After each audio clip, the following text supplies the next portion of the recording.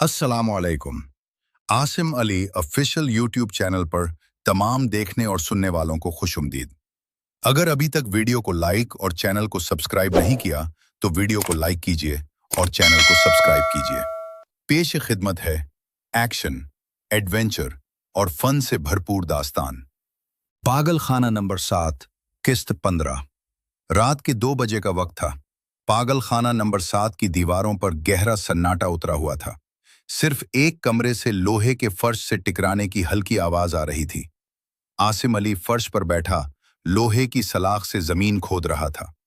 3 हफ्ते की मुसलसल मेहनत के बाद आज आखिरी पत्थर हिल गया था।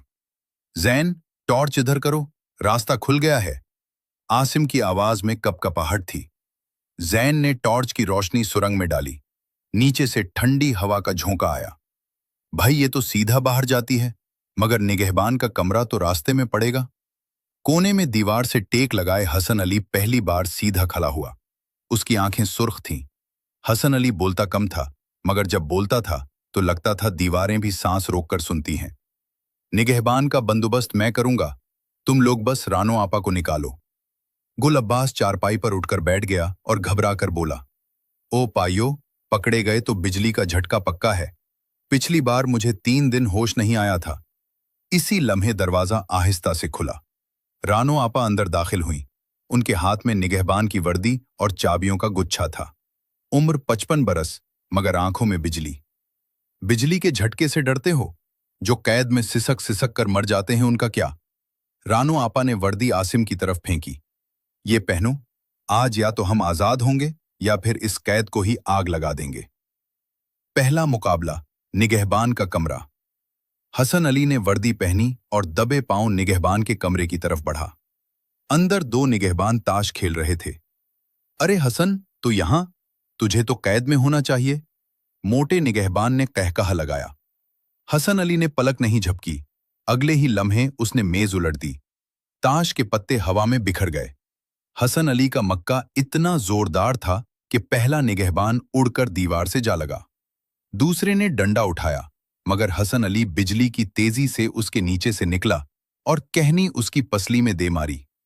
2 मिनट में कमरा खामोश था। हसन अली ने मेज पर पड़े रेडियो का बटन दबाया। आसिम, रास्ता साफ है, आ जाओ। दूसरा मुकाबला।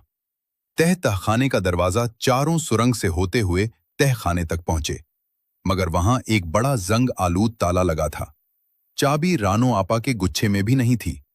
गुल अब्बास ने मायूसी से दीवार पर मक्का मारा। बस पाइयो, यहीं कहानी खत्म। अब वापस चलो वरना मारे जाएंगे। जैन ने जेब से एक बारीक तार निकाली। पागल खाने में आने से पहले मैं बिजली का काम करता था। उसने तार को ताले में डाला, 2 बार घुमाया और ताला खटाक से खुल गया। मगर दरवाजा खुलते ही सामने बड़ा निगहबान खड़ा था। कद 6 फुट, हाथ में बिजली वाली छड़ी। चलो बेटा, अब सबको नया झटका मिलेगा, वो गराया। आसिम अली एक कदम आगे बढ़ा। रानो आपा, आप पीछे रहें। बड़ा निगहबान छुरी लेकर लपका। आसिम ने उसका वार खाली जाने दिया। उसका हाथ पकड़कर मरोड़ दिया। हड्डी चटकने की आवाज आई। छड़ी नीचे गिर गई। जैन ने लपक कर वही छड़ी उठाई और पूरी ताकत से निगहबान के पेट में दे मारी। निगहबान के जिस्म में लर्जा आया और वो फर्श पर ढेर हो गया। इंकशाफ। तहखाने के आखिर में एक और बंद कमरा था। रानो आपा दरवाजा देखकर साकित हो गईं। ये कमरा तो 20 बरस पहले बंद कर दिया गया था। हसन अली ने जोर से दरवाजा धक्का दिया। अंदर दीवारों पर पुरानी तस्वीरें आवेजा थीं। एक तस्वीर में रानो आपा सफेद लिबास में हाथ में सनद लिए फख्र से खड़ी थी। नीचे सुनहरी हुरूफ में लिखा था, डॉक्टर रानो फातिमा, सरबराह, पागल खाना नंबर 7। गुल अब्बास की आंखें फटी रह गईं। आपा, आप तो यहाँ की सरबराह थी? रानो आपा ने लंबी थकी हुई सांस ली। हाँ, मैं यहाँ कैदी नहीं थी, मैं उस जगह को चलाती थी। फिर मेरे बेटे के जाने के बाद मैंने खुद को यहाँ कैद कर लिया, समझी कि शायद मरीज बनकर उनका दुख समझ सकूं।